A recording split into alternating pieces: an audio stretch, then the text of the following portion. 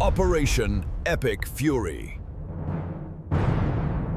Right now, 3 wars are being fought simultaneously, and the fake news doesn't want you to understand any of them. While American forces are decimating Iranian military infrastructure overseas, a constitutional battle is raging in Washington over who controls the fight. And the regime in Tehran just made a fatal miscalculation.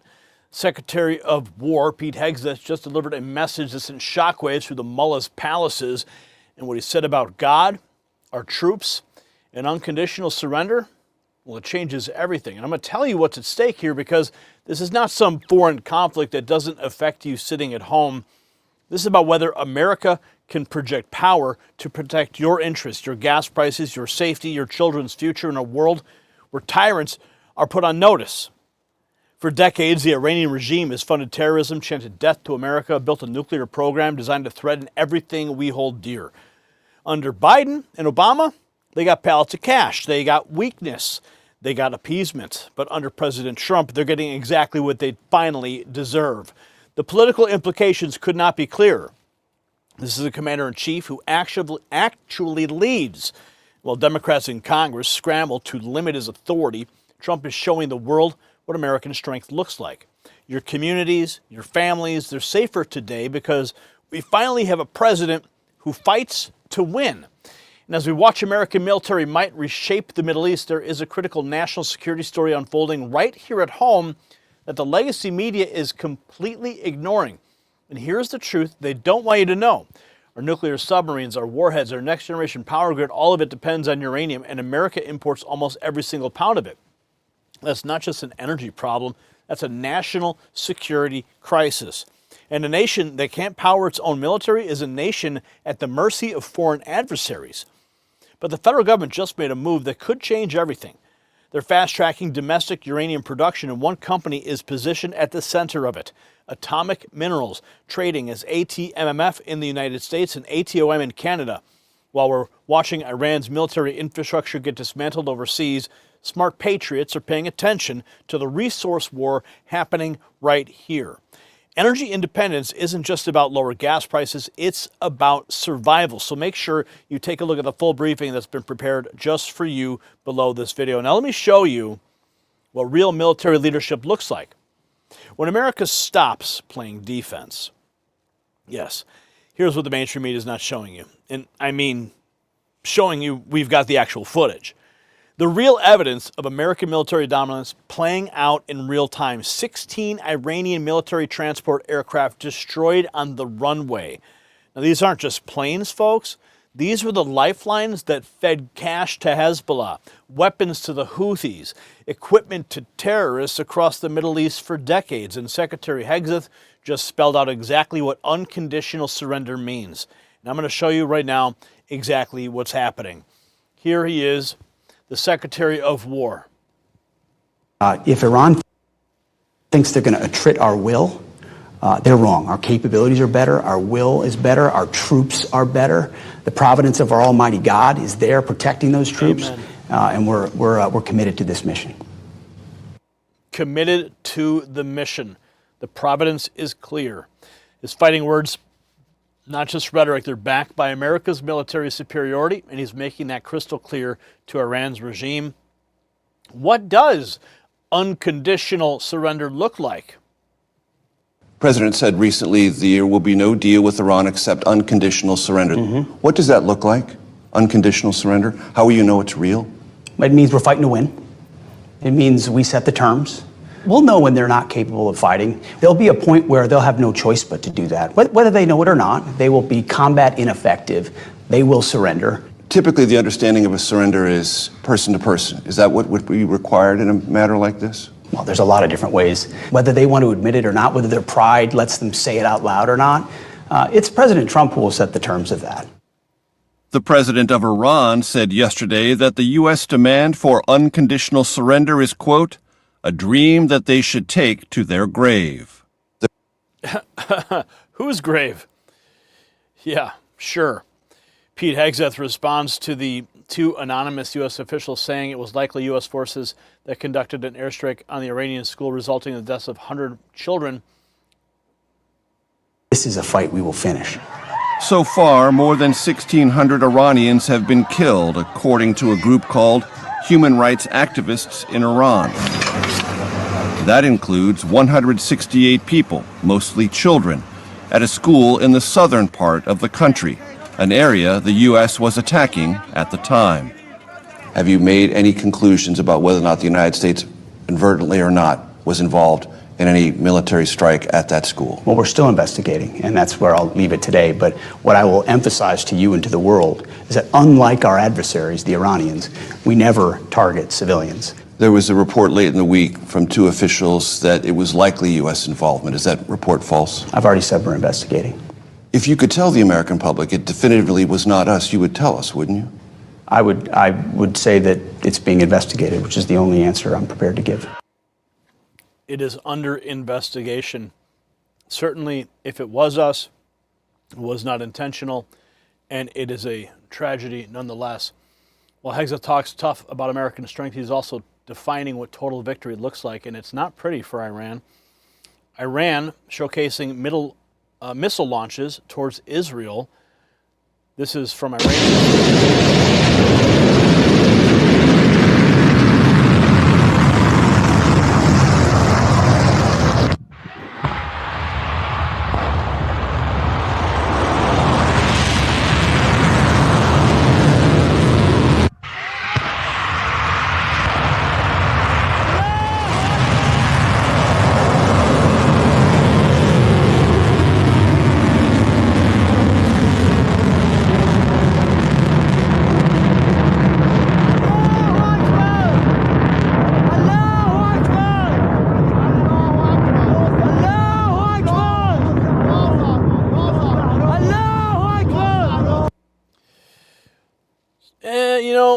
I have a feeling those missile sites are probably not going to be there for much longer. Now we have this. Trump is mad about Iran's supreme leader. President Trump on Khomeini says, I'm not the new leader. He says, I'm not happy. As Hegseth outlines Iran's inevitable defeat, Israel is already proving his point by crippling Iran's ability to project power across the region. Here's the Secretary of War. Call it war, call it conflict, call it a campaign, call it an operation, call it a contingency, call it what you want. If war is necessary, we're going to fight to win. And that's different than what Joe Biden had done or Barack Obama had done or others have done in this position. Or take that long war I talked about in Iraq. George W. Bush and others sending in hundreds of thousands of troops with a nebulous end state, dissolving the security forces and then unleashing an insurgency that had us tied there for over a decade, costing thousands of lives and trillions of dollars. President Trump's not fighting that way. And if the world hasn't taken notice of that yet, they're not fully factoring in how this commander-in-chief leads. He leads with clarity, with the clear America First objectives that protect our people and our interests, and then he gives the military everything they need to accomplish it. That means we set the terms. That means we decide when our mission is achieved, and then we bring our folks home, which I think is what the American people expect, that kind of strength from a commander-in-chief. The Speaker. Strength, very different from what we saw with the Bush family. And now we have this. CENTCOM U.S. officials reportedly discussing a plan to seize Iran's Karg Island, the choke point responsible for roughly 90% of Iran's oil exports. If the proposal moves forward, the island would fall under direct U.S. military control in the next phase of the war. So where is this island? We're going to zoom in on it for you here. And this tiny little island, that is what we're looking at now, that we would seize control of that. So you can see, look at the oil fields there, the oil tanks about to fall under U.S. control. A very, very important strategic choke point in the campaign that we are currently engaged in. Considering more, 16 Iranian military transport, check this out, destroyed on the runway. These weren't fighter jets, they were the trucks of Iran's war machine. The planes that flew the cash to Hezbollah, weapons to the Houthis, and equipment to militias across the Middle East for decades. Look at this video. Unbelievable. Gone. There one day, gone the next. Complete decimation of those targets, pinpoint accuracy. One plane after another, gone. Completely destroyed. Look at this, gone, destroyed. One after another. So we are continuing to wreak havoc. U.S. CRAM defense system shot down 2 drones over Erbil in Iraqi Kurdistan after they were launched by the Islamic Resistance. Here's some more footage.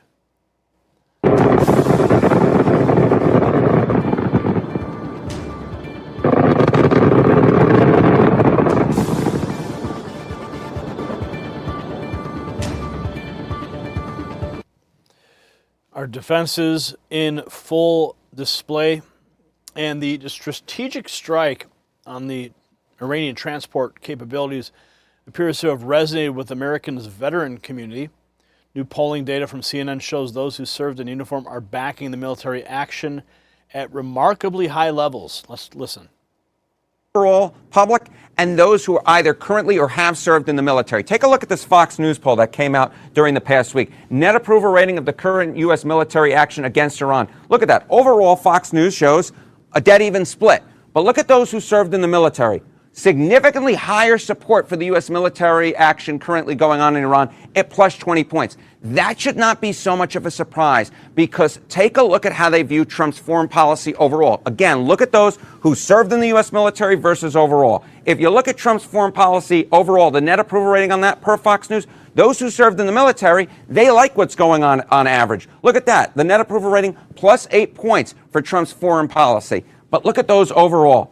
Way, way down there at minus 20 points. We're talking about a nearly 30-point gap between those who served in the military and overall. And this split, when it comes to those who served in the military and overall, dates back to Trump's elections, all the way back to 2016. But let's look at the 2024 numbers. Look at this. 2024 results. Those who served in the military, Trump won them by, get this, 31 points. Kamala Harris actually won all other voters by 2 points. And that means, Johnny Berman, that means that Donald Trump only won in 2024 because of support from those who served in the military. What does that tell you? The military sides with Trump, showing strong support for decisive action, and some lawmakers are taking a more cautious approach, with Congressman Burchett injecting his trademark humor into the serious debate over potential military escalation. He writes, I'm going to quit saying stuff about Lindsey being a warmonger. If our farm gets carpet bombed, Mrs. Burchett will be ticked. Here's Lindsey Graham. And we're going to win. All Israel right, and the United States, you just wait to see what comes in the next 2 weeks. The next 2 weeks meaning what? We're going to blow the hell out of these people. This regime is in a death row now. It is going to be on its knees. It's going to fall. And when it falls, we're going to have peace like no other time. We're going to have prosperity unlike anyone could ever imagine. Peace brings prosperity. You can't do it by talking. The Democrats criticize this operation. They didn't do a damn thing. These men and women in the military should make us all proud. And they certainly are making us proud. While some lawmakers are reconsidering their stance, President Trump revealed the scope of the regional threat during Fox and Friends. I just spoke to the President of the United States 20 minutes ago about the Gulf states and their involvement. And what he told me was this. Iran had thousands of missiles pointed at all these Middle Eastern countries for the last 4 months. They were going to take over the Middle East, meaning Iran. They were going to control it all. The UAE, Qatar, Oman, and Saudi Arabia. They had 1,200 missiles pointed at these countries. All these nations were afraid of Iran, and they are not anymore. And they had reason to be afraid. We have knocked the hell out of them like no other nation could, and they still have remnants left. Just wanted you to respond to that. Well, this is why the president, one of the reasons I think why he did this now. Imagine, we're seeing how the Iranian regime is behaving now. Imagine if the president had kicked the can like so many of his predecessors had, and at the rate that Iran was producing these drones and ballistic missiles, had tens, if not hundreds of thousands years from now. That's the shield that Secretary Rubio has been talking about, behind which they would then develop a full-blown nuclear program, which we know they intended to do. They were not negotiating in good faith. The reason President Trump went now is because they're at their weakest point. And he's not the type of president to kick the can and let future generations have to deal with a much stronger nuclear-armed Iran to then truly hold not just the region, but the world hostage. Ambassador, they think Israel's the problem, but those Gulf states know Iran's the problem. I also asked the president about the rise in oil prices, $100 a barrel. And he said this about the Strait of Hormuz. These ships got to go through the Strait of Hormuz and show some guts. There's nothing to be afraid of. They have no navy. We sunk all their ships and all but 20% of their launchers. What is your reaction and that message to the merchant ships, and that's the Gulf states too, to start getting that oil going through there? Well, to the president's point, we've destroyed their air force, destroyed their air defenses, destroyed 80-90% of their launchers and missile capability, and sank their entire Navy. This is about, I think, emotion. It's irrational. We have eliminated the threat for these both merchant ships, and commerce needs to start moving. In addition to that, the Development Finance Corporation, led by Ben Black, the president and secretary, and he announced that we'll put insurance in place just as an additional safeguard. So these ships need to start moving. I understand from talking to Secretary Wright, our energy secretary, that what they call Suez Max, which is a super tanker, has moved, and we're asking the rest to follow suit. We'll give them the protection they need, and we are knocking the snot out of Iran's capabilities. But again, one more reason why we had to do it now and not wait until they had even additional capability to not just hold the region hostage, but the world's energy supplies. Enough is enough. They've been doing this for 47 years. They started this war 47 years ago. Thank God President Trump is doing what's necessary to end it. And to close this, Russia is helping Iran with targets against us. Our facilities in Bahrain, office buildings in Saudi Arabia where the CIA is located. At the same time, Ukraine is helping us with drone technology. What does that tell you about that conflict and whose side who's on? Well, Russia has now lost its largest manufacturer and supplier of drones, these Shahed drones that have been so devastating. Oh, by the way, so have the Houthis, Hezbollah, Hamas, and everyone else. Russia's also lost a supplier of ballistic missiles. So that symbiotic relationship has to break.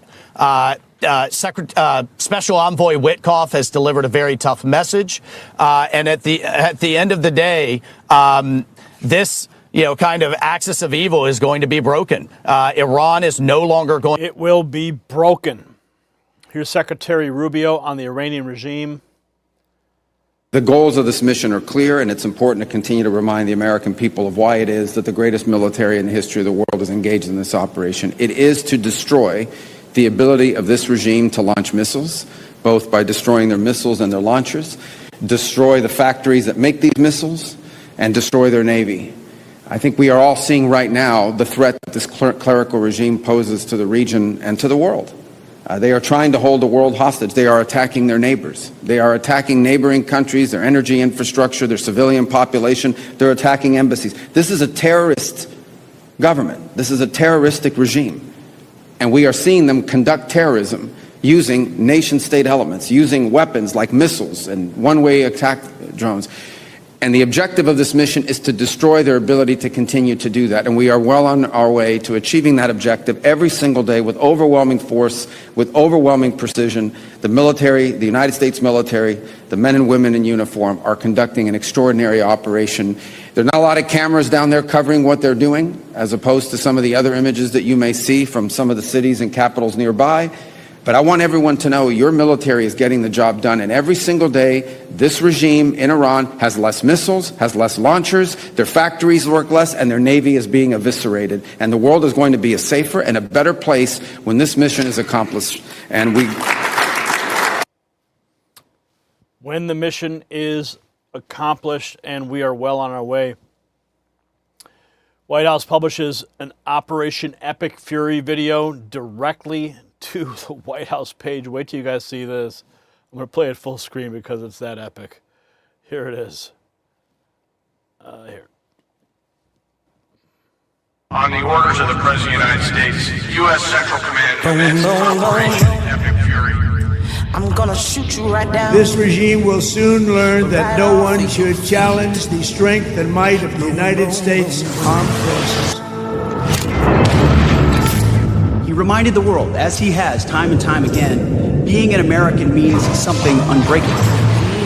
If you kill Americans, if you threaten Americans anywhere on earth, we will hunt you down without apology and without hesitation, and we will kill you. We didn't start this war, but under President Trump, we are finishing it.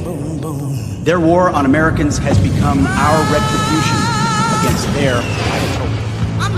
Iran is run by lunatics, religious fanatic lunatics. They have an ambition to have nuclear weapons. They intend to develop those nuclear weapons behind a program of missiles and drones and terrorism that the world will not be able to touch them for fear of those things. This is the weakest they've ever been. Now is the time to go after them. The president made the decision to go after them, take away their missiles, take away their navy, take away their drones, take away their ability to make those things so that they can never have a nuclear weapon. Finally, to the great proud people of Iran, I say tonight that the hour of your freedom is at hand. When we are finished, take over your government. It will be yours to take. This will be probably your only chance for generations.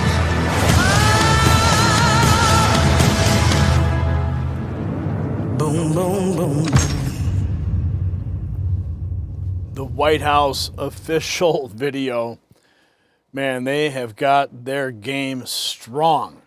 And here is what this really means, and the establishment's terrified that you will figure this out. For the first time in decades, America has a president who sets the terms of victory, not the enemy, not the United Nations, not the Washington swamp. President Trump isn't playing the endless war game that enriched defense contractors while American soldiers came home in caskets. He's fighting to win. And when Pete Hegseth invokes the providence of Almighty God protecting our troops, that's not rhetoric. That's a commander who understands what's at stake. Iran thought they could outlast America. Yeah, well, they thought they'd get another Obama, right? Another Biden. They were dead wrong. Reports of potential operations against Karg Island, Iran's oil export choke point, that tells you everything about how this ends. So the message from the Trump administration could not be clear, but the message you need on your phone right now is directly from the Next News Network. Look at your screen, text raw feed 844-840-4963 to get exclusive intel directly from the Next News Network. No algorithms. There's nothing to worry about. No notifications missed. This comes directly from me to you, so make sure you are plugged in. But the message from the administration could not be clearer. America is back, and we fight to win. No more nation building, no more decades-long occupations, no more weakness disguised as diplomacy. President Trump and Secretary Hegseth are rewriting the rules of American military engagement, and our enemies are finally paying attention. So I need you to do something. Share this video right now, because the corporate media will never show you the full picture of what's happening. And drop a comment below. Do you support President Trump's maximum pressure campaign against Iran? Simple yes or no. I want to hear from you. If you want to show the world where you stand, check out the Next News merch shelf below this video and hit that subscribe button, ring the notification bell, because the story is developing by the hour and you want to be the first to know. I'm Gary Franchi. Stay informed and stay free. The system controls information. Information control is power. I want you to see this. The truth only survives together. They don't want this shared. Share this now.